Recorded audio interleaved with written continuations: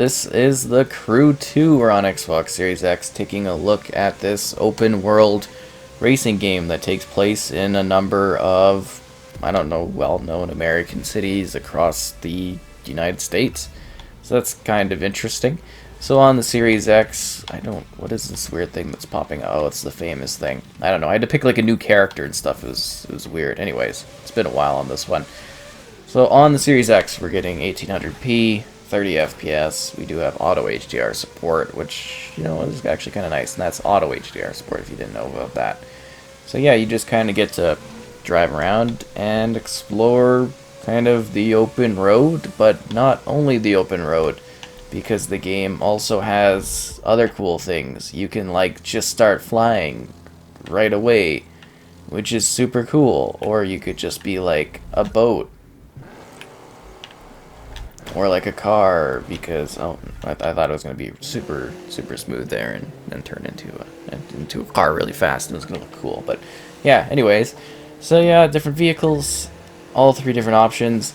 I thought this game was fairly solid back in the day. It was interesting, but it was alright.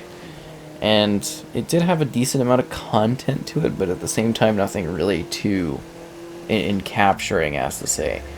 So that's neat. It also has had quite a bit of new content added to it, though, over time.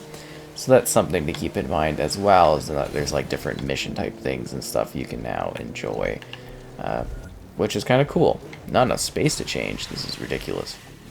How much space do you need to swap or transform a car into a plane? Better ask the Transformers. Do. But yeah, this one, okay. This one is kind of interesting for the fact that, you can go through the three different forms. It just seems like the cars got the best treatment out of everything, which makes sense because, primarily it is a bit of a car game. But, I would have liked more in-depth things to do when you were, like, flying or boating, as I just feel there's a lot more potential. I imagine if we do get the Crew 3 game someday in its next-gen focus, that we might get some truly insane experiences down the road with this one, because they could do some really neat stuff. Because this is obviously like a big sort of expansion upon its predecessor. So for them to take it further, I think that would be quite cool. And it really is like a good chunk of like US cities that you can just kind of travel between, which is kind of neat. The reason I'm heading towards the water is because I'd like to boat it up. So we haven't really shown boating yet. And now we can. But I mean, it is actually like a decent looking game. At the same time, there's quite a bit of pop-in, and the actual cities themselves aren't necessarily like super detailed or lively, but I mean, they give you places to travel between and give you things to do, which is kind of neat. I find this one to be kind of fascinating for its attempt to, basically create full cities to a degree. Like, obviously not on like a one-to-one scale to any, matter, but you get the sense of what I'm going for in regards to them trying to emulate real places and give you a sense of freedom going across the US. If you care about that country, you're probably, I don't know, maybe from there, going off of statistics on YouTube, but what I'm saying is it's like, it tries to provide this expansive look at the country for you to just kind of explore. So it's free roaming basically across scaled down environments of the United States, and I think that sort of thing is kind of fascinating. And I mean, it's got like story kind of, but you're like getting fans and things. You know what I mean? Like if you've played The Crew, you probably got an understanding of what this one is sort of providing. And that's also what makes it a little bit harder to talk about, is the sense that there's not necessarily like a big meat chunk to it in terms of content, but yet there's lots of different content things you can do. It's just not really organized in a way that necessarily has a ton of core focus to it, which kind of, I guess, maybe helped it and also could have hurt it to some degree as well. Kind of the turning thing is getting me is like a little bit off there. Zooming around.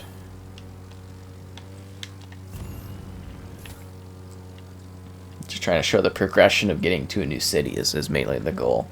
And then we're gonna kind of pop over to another coast.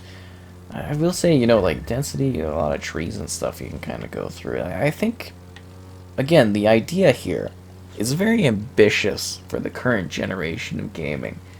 And you look at something like Flight Simulator, which is the entirety of the world, and that's still just mind-boggling to me when I go in and play that game. It's absolutely just unreal and insane. But, it's this concept of we're getting to a point where we're going to be simulating larger and larger environments. Like, at some point, I imagine there might be a crew. I don't know if they'll continue with the crew 3. I don't know how well this did, and I don't know if that's in development or whatever, because it has been quite a number of years. But like I'm saying, I kind of wonder,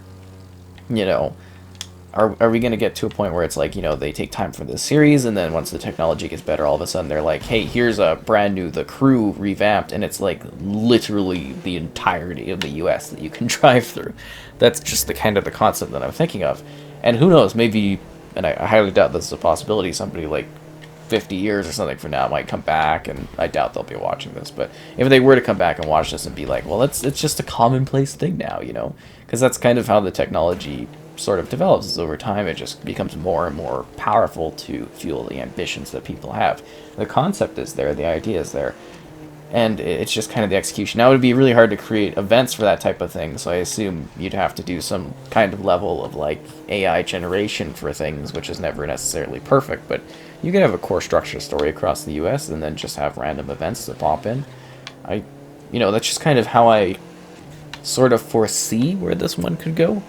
There's also a good focus on multiplayer gameplay in this one. Like, you can play with others pretty easily. There's kind of like the shadow type people too you were seeing going around. There's just a lot of interesting things to it. It's like a passive multiplayer world that you're just exploring.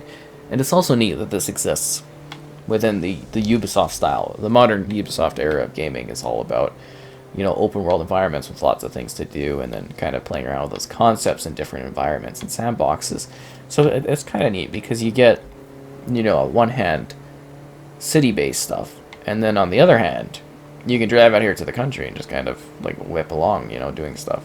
And, there's lots of different races. There's lots of things to do. That's the main thing, is I don't want you to get the idea that there's not a lot you can do in this one, because there's a ton of stuff, but it's just like, I don't know, I was expecting something more gripping or intense, and I think I kind of mentioned that when I was doing my review back in the day, when I think I covered it either at launch or just before launch. But anyways, something to mention that's really neat is these clouds are entirely like fully volumetric and puffy. You can actually fly like right through them, and they have the full density of a cloud.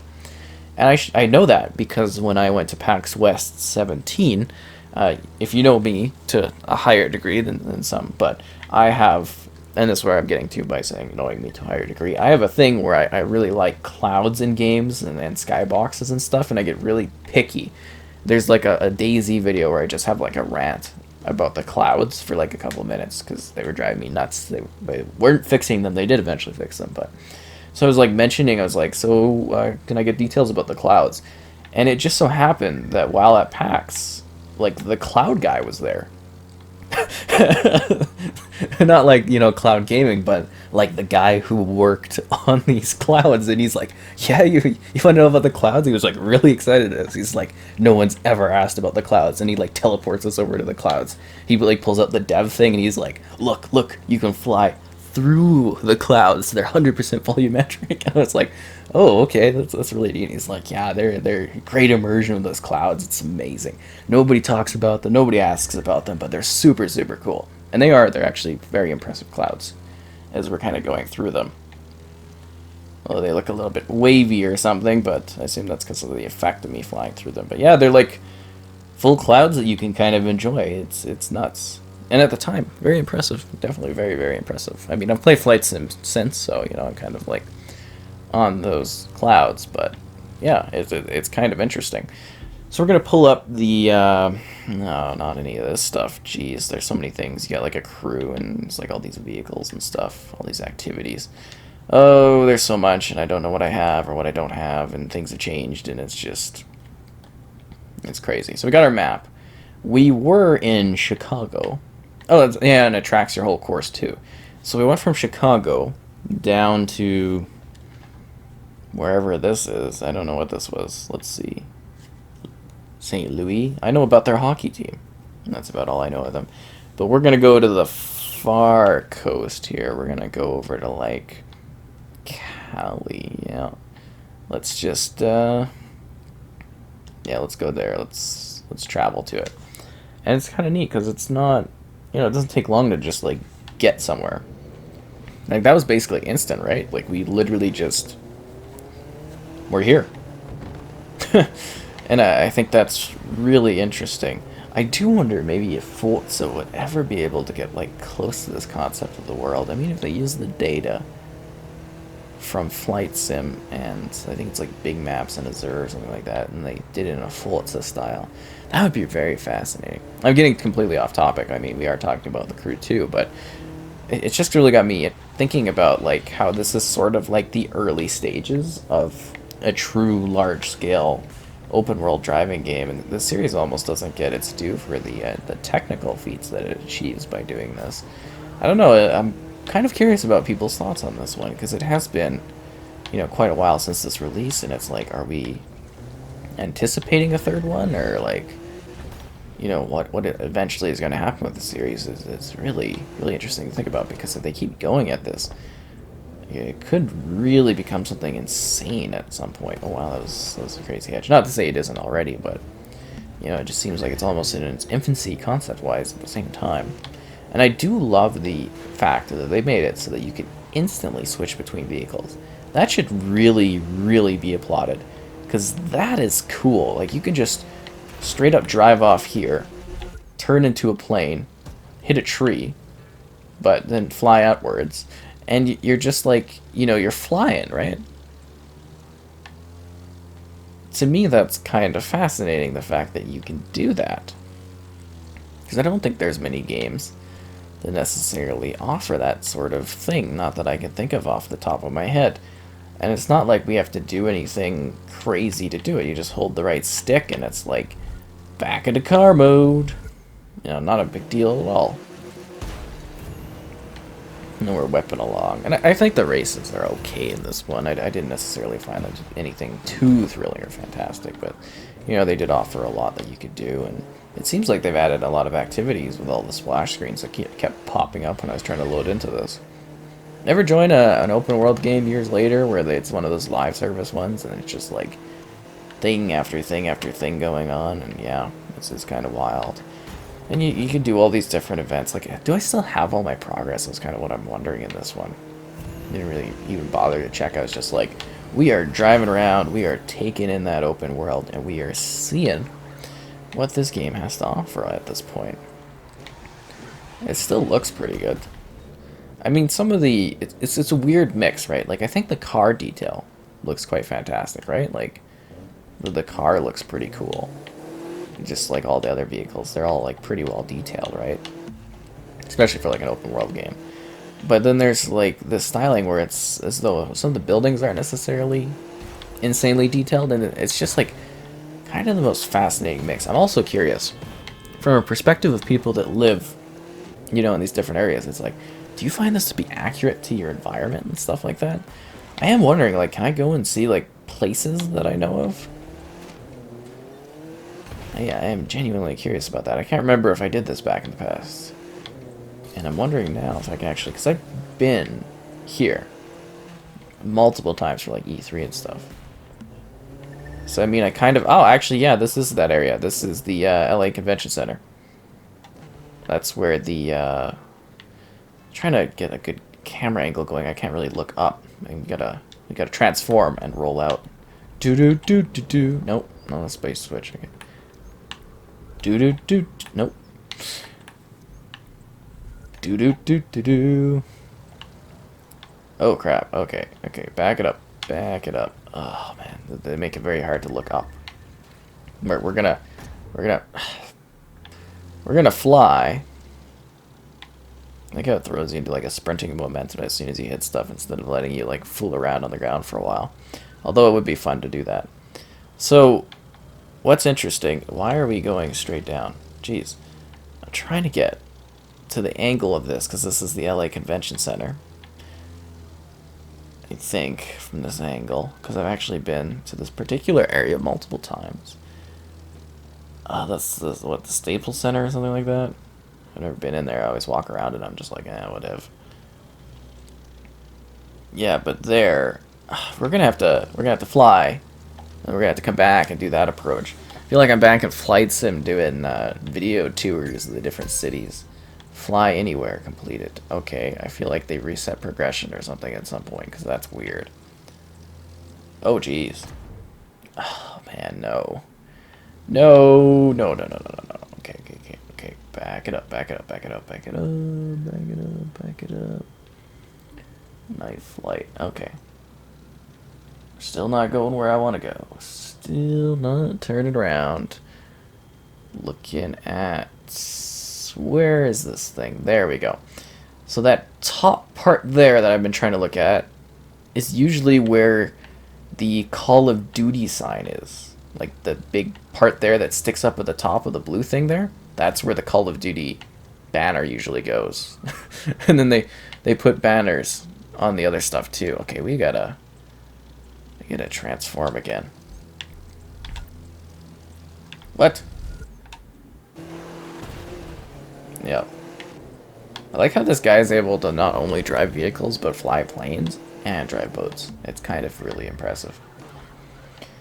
Yeah, but anyways, we talked. Oh, this would have been a fine angle for that. I didn't even have to fly around. That big thing to the right there, that's usually where they slap the big Call of Duty logo but thing on. And it looks like, I think these buildings beside the street are going to be finished now. I don't know. They're working on them forever, it seems like. Every year I go there and they're still under construction.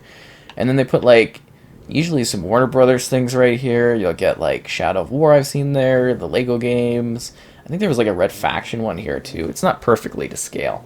And this is one of the entrances. You come in. This is like usually, I think the better side is not this one. This is the worst side. This is like the west side, right?